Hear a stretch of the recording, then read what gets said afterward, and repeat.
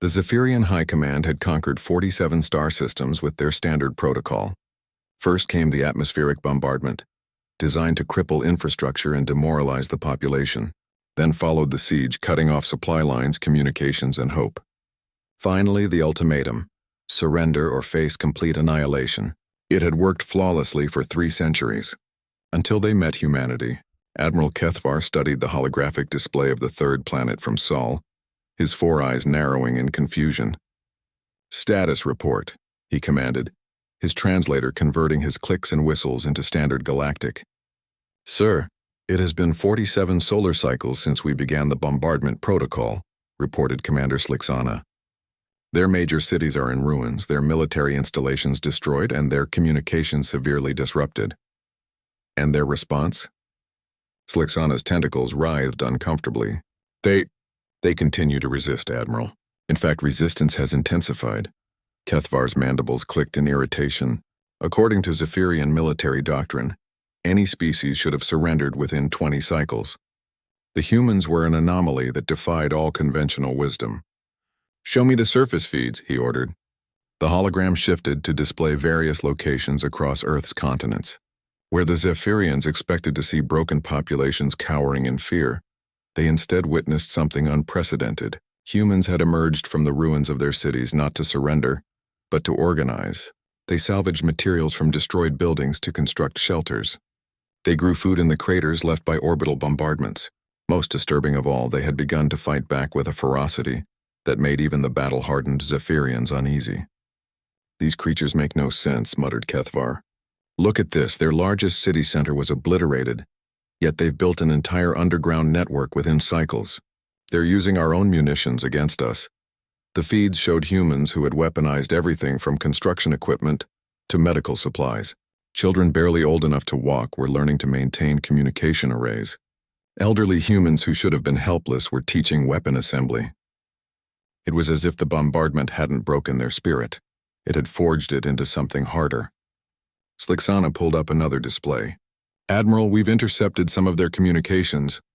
The translation might interest you." A human voice crackled through the speakers, rough but determined. "They think they know us because they've studied our technology, our governments, our economies. But they've never studied our history. They don't understand that we've been testing our resolve against each other for millennia. They're just the latest exam." Kethvar's confidence began to waver. The Zephyrian Empire had built its dominance on the assumption that all species shared the same basic survival instincts. When faced with overwhelming force, they would choose preservation over pride. But humans seemed to operate on an entirely different psychological framework. "Initiate Phase 2, Kethvar ordered reluctantly. "Begin the siege protocols." For the next 30 cycles, the Zephyrian fleet blockaded Earth completely. No supplies in, no communications out. They monitored energy signatures, waiting for the inevitable collapse of human civilization as resources dwindled. Instead, the energy signatures grew stronger. "Admiral," Slixana's voice held a note of panic. "They're not just surviving the siege, they're thriving under it. Our intelligence suggests they've unified their entire planet under a single military command structure. They've converted their entire industrial base to weapons production." The tactical display showed an impossible sight. Rather than weakening under the blockade, human resistance had evolved. They had transformed their planet into a fortress, every citizen now a soldier, every settlement now a military installation. The bombardment and siege hadn't broken them. It had given them a common enemy and a unified purpose. "Sir, we're receiving a transmission from the surface.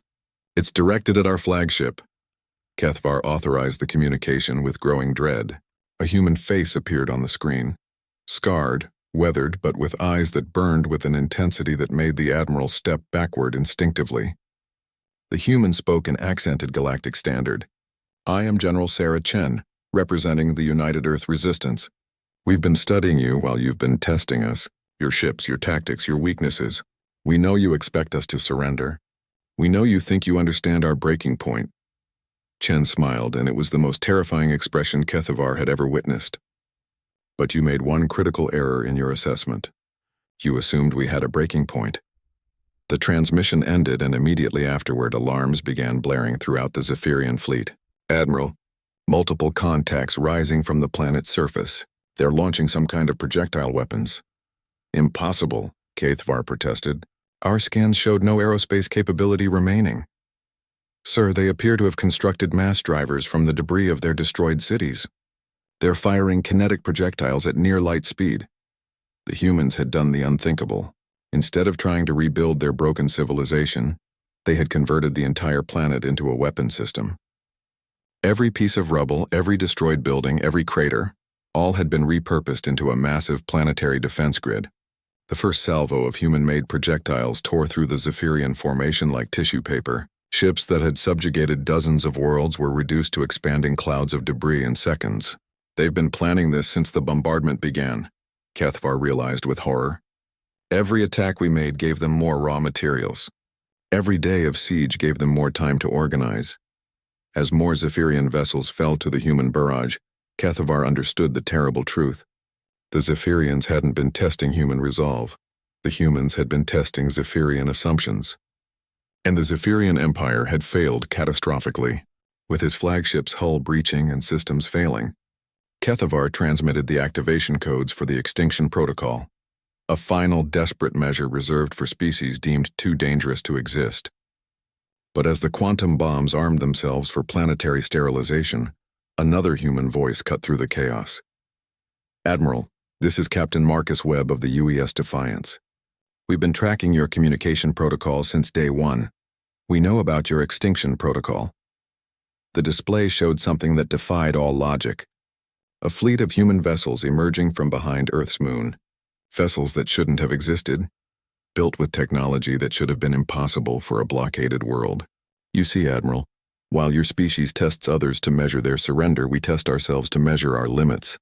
And today we discovered we don't have any. The human fleet opened fire with weapons that seemed to channel the fury of an entire species that had been underestimated once too often.